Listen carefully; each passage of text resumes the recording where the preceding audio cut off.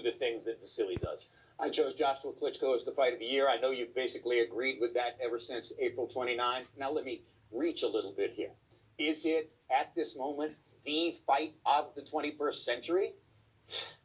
You could easily make that argument because it's the heavyweight championship of the world. And it had never before been exchanged that way. Oh, Vladimir had already lost to Tyson Fury. Yeah. Then Tyson Fury kind of went away. It was a stinking fight. I guess kind of the title changed hands technically, right? The lineal title. But in a larger emotional sense, Vladimir Klitschko was the heavyweight champion of the last era. And he was coming up against the new era. And they're both 6'6", 250, and they're both Olympic gold medalists. And they both hit the deck and got up until the old man couldn't continue. I mean, like, that had never really happened in boxing history like that. 90,000 people, the whole thing.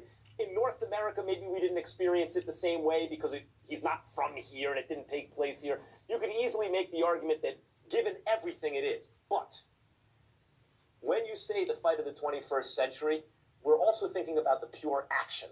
So, like, when we think of, Gaddy Ward, or in the previous century, Pryor Arguello or something like that, or the Thrilla in Manila, the fight so far to me is Corrales-Castillo, 1. That was the special action fight, but the magnitude clearly can't compare with Joshua and Klitschko. And I chose Anthony Joshua as the person of the year in boxing. I think his impact is immense. What's his future? I swear, man, they got Kellerman here for honorable mention and shit. It's like, Jim Lampley, this is who I chose. So, Max, what do you think?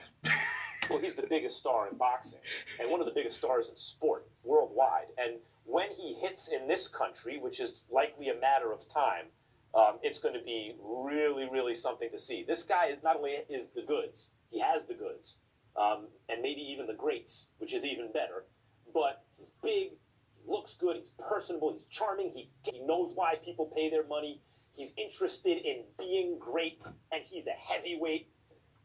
By the way, he's not going to be undefeated forever either. His in the ways that he's vulnerable. I like that. I like that. He's being very contrite. Max Kellerman admits that Anthony Joshua he's not going to stay undefeated. The way he fights, the way the heavyweight landscape is extremely dangerous. Anyone's a fucking landmine out there. Joseph Parker might be a landmine, depending on how he fights, although Anthony Joshua is the favorite to win that fight, no question about it. But the second you match him against a guy like Deontay Wilder, all bets are off the table. That is a 50-50 fight, right? And who's going to call that one? I mean, it just comes down to who you like. He's going to be an enormous star for, I think, quite some time. And it comes down to who lands first. But his losses were as meaningful as his wins. Right. Thanks very much, Max. And thank you, Max, for your insights. All right, you know what? E-King fight news. Anatoly Lomachenko, pound for pound, trainer of the year. I'm going to give my own honorable mention. And not that I'm crowning fucking Lomachenko's pops, but, considering that he had all victories were solid. He beat Rigondeaux as a crescendo. And, it is what it is. It is what it is. When guys like Jim Lampley never give Rigondeaux pound for pound credit. Never. And then they want to rate Lomachenko number 1 after he beat Rigondeaux. It's totally hypocritical.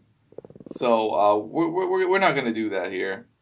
And we're going to say Errol Spence Jr.'s trainer has done an awesome job. Who's your boy? Trainer Errol Spence. Fuck, man. I don't know all these trainers, man. But whoever trained Errol Spence, he's doing a heck of a job. Whoever training Terrence Crawford is doing a heck of a job. He's doing an awesome job. And another honorable mention, Chris Eubank Jr., his pops. Chris Eubank Jr.'s pops. Chris Eubank Sr. Is he training? Yeah, I think he is.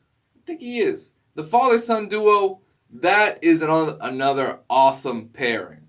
And Chris Eubank Jr. has looked better and better each time out. He's got George Groves coming up.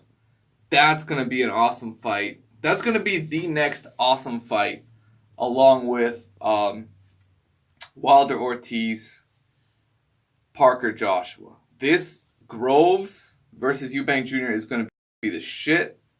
Can't wait for that. And Chris Eubank Jr. has an awesome year. He could win this fucking tournament next year. Or sorry, this year. He could win this tournament now.